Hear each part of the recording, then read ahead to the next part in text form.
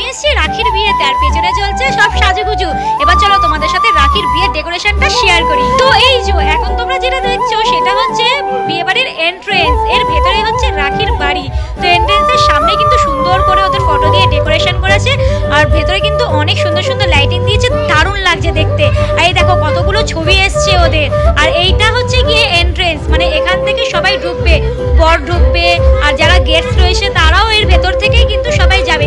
এর ভেতর দিয়ে গিয়েই হচ্ছে তারপরে স্টার্টারের কাউন্টার, মানে সেখানে হচ্ছে কি সমস্ত রকম মকটেল রয়েছে, স্টার্টার রয়েছে, সমস্ত কিছু আয়োজন রয়েছে। এই যে তোমরা দেখতেই পাচ্ছ মকটেলের কাউন্টার, আর এখানে হচ্ছে বর আর বউ বসবে, সেই জায়গাটাও কিন্তু সুন্দর করে ডেকোরেশন করেছে, দারুণ লাগছে দেখতে, অসাধারণ।